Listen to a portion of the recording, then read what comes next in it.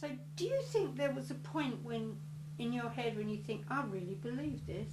Or was it just a gradual thing when it was just automatically that's how you thought? Or It was an automatic thing. It was not a point, there wasn't a flash of inspiration. It was just a gradual thing.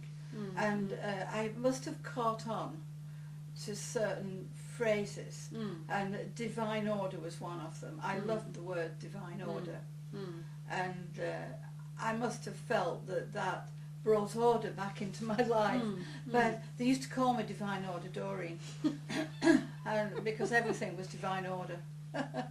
I went to work in Silent Unity at Unity House in Boyne End. Yeah. And there was no office for me, but they did. We used to use every room, and I was put in the bathroom with a typewriter, and yeah. So there was no phone line at this stage, was there, Doreen? It was just there was letters? a phone line, but it was Bob Sicking who used to take it, Okay. and maybe one or two other people. But I was there to answer letters. So people used to write in for prayer letters? Oh yes. Okay, so yes. This is, you know, from its earliest days, it's built up people who follow the Unity way of thinking. Well, you see, they've been used to working for Ruth Hacking. Yeah. And Ruth had this prayer ministry. And you used to get a booklet every month with initials of everybody who was on the prayer list for that month. Wow. It was a two-edged sword with the initials. If people would look and couldn't find their initials, they wouldn't find it. Well, they would find it. They would phone to see why their initials weren't in. Right. So it became personal, right? It became very personal. Yeah, yeah. And so that had to change, and that's when it became more of Silent Unity, like America. Yeah. And I moved into that, and of course it was familiar with me because I'd worked for 2 and a bit years. Trained in America, yeah. Yes, yeah. And so you were in your bathroom. Yes. And David was in his office. Yes. And he'd set up, he was still doing his visits, wasn't he? Yes, he was. Yeah, and by this time, presumably, little groups were spouting. Yes. Bob set up these home groups, and to have a home group, you had to have a tape recorder, and you had to have, they were very strict as to, you had to follow a set pattern of study, which, you know, really wasn't a bad idea. No.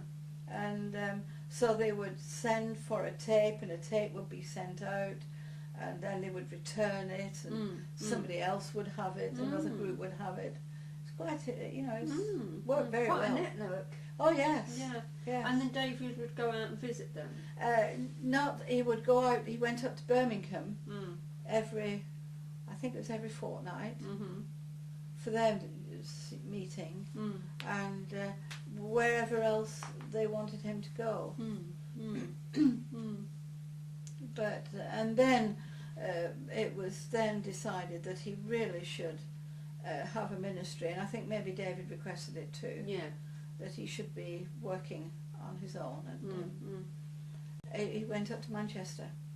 Okay. And they gave him, they underwrote him for a little while, 6 months I think, so that he would have some money coming in, because we had to live.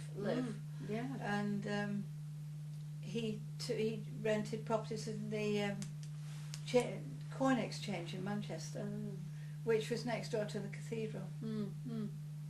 Yeah. And that's where we stayed for 5 years.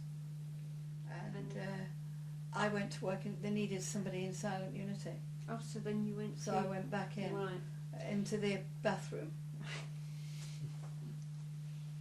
And had they changed the bathroom round for you? No, they didn't. We had a desk, not even a desk, a plank of wood over. I may have had a typewriter, and then there was a plank of wood over the bath, and that's where all the work was. You know, yeah.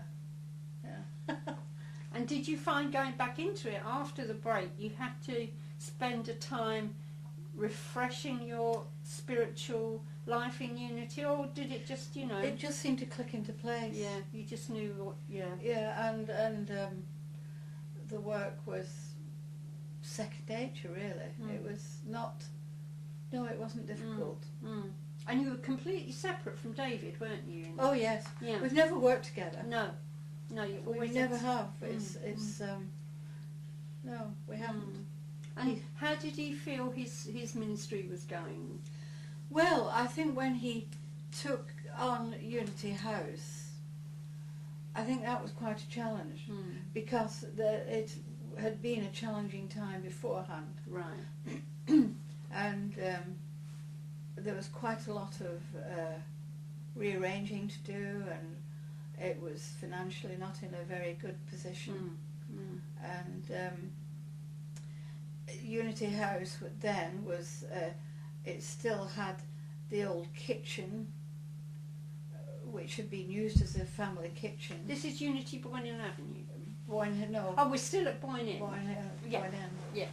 And so he used to go down to London. London Unity was a very thriving group at the Moston Hotel then. And there were some very wonderful people down there, about 100 people that you'd meet on a Sunday, and David would go down and talk, just as Bob had done. And they decided, they made plans, the board made plans that really, if they were going to do anything with Unity House, they should get rid of the silver kitchen. There was a silver kitchen then, and a silver safe, and all that kind of stuff, and really make it into a working place for a group. And so we used to have work parties starting in the spring, and these men would come in and they knocked down the silver safe, which took them about 2 weekends. It was so thick.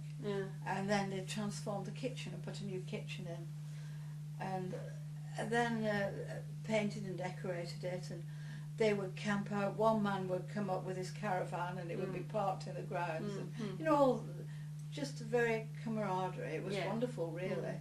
And I wasn't there because the children were too small. We had to keep out of the way. But after that, when it was complete, it took about 12 months to complete. And then after it was completed, they worked on the bedrooms upstairs. And so we had 5 bedrooms, 5 double bedrooms, where people could go and stay. And that's what they really, people wanted to go and stay at Unity House.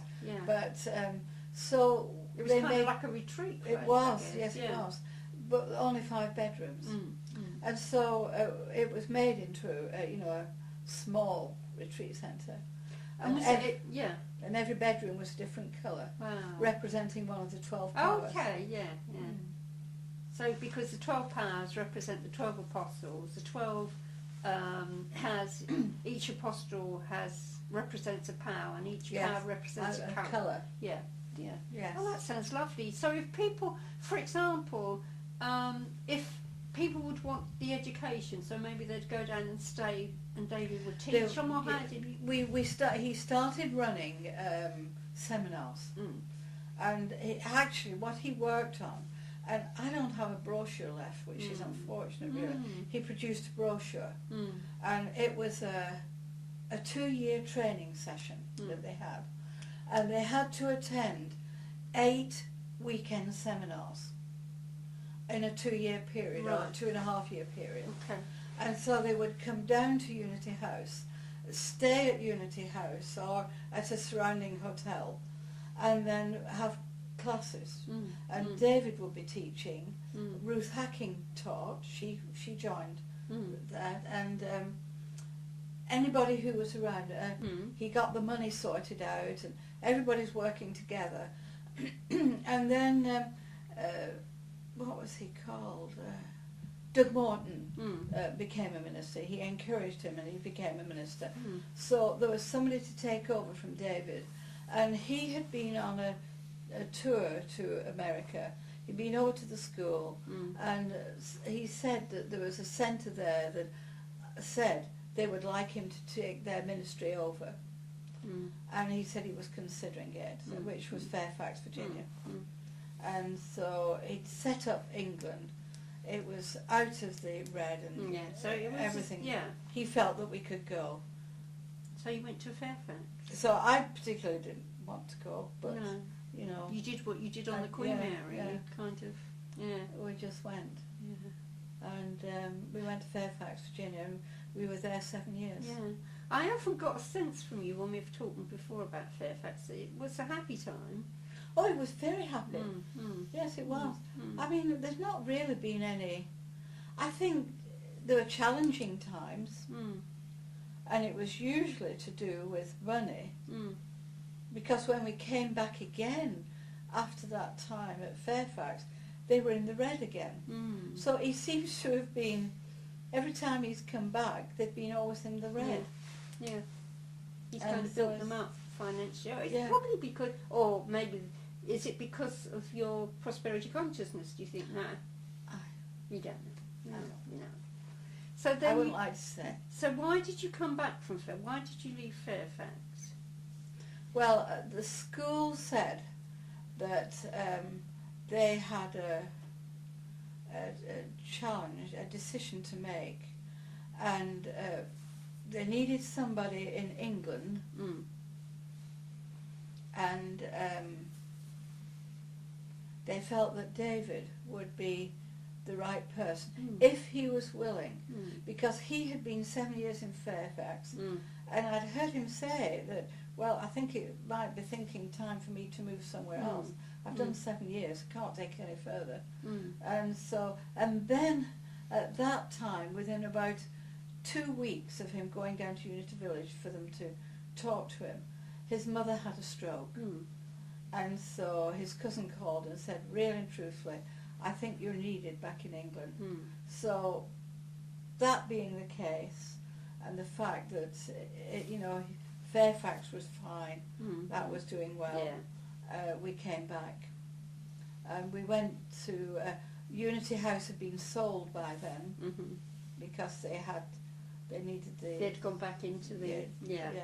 And we came back to Maidenhead, and we had no house, we'd no car. The children, we had to sort out the children. Schools and stuff, And a lady said, you can live in my house, I'm going to Australia, and I will let you have my cottage, which is just the other side of Bray. And we went in there, and it was the tiniest cottage that we've ever been in. We couldn't all four sit round the fireplaces. And I slept in a bed. Jeremy and Andrea both slept on the floor. And we did that. And then, of course, David was given a car that had only one seat in. I mean, when I look back, they were just very... Amazing. Challenging time. A very challenging time. God, yeah. But still, he continued. Yes. I mean, that shows, to me, it kind of, it says what unity is, a commitment, a dedication, and, you know. And he had to find offices, because they'd left Unity House, and everything was packed up, but they hadn't found anywhere else. And that's when he found the offices in Maidenhead, the 3 buildings, 3 stories, facing the football ground. Right, okay. And we went there, and he took a 12-month lease, and then we had to, I think we had to renew that for another 12 months. And we worked there for 2 So the years. operation of unity in Boyne End had come to a halt. Yes, it had. So there was no prayer ministry being operated in terms... Oh, yes. Oh, yes, that carried on. Okay. But that, at Unity House, I really don't know how they managed the last few days or weeks. But when David came back, they just dropped it all into his hands. Right. So he found these premises, and the first thing he set up was a prayer ministry again. And it had run down some, but that got going again. Fantastic. And it was very successful. Margaret Baker joined us then. That's right. And she worked on the prayer lines and with me, and we answered the letters, and it started to build up. Yeah.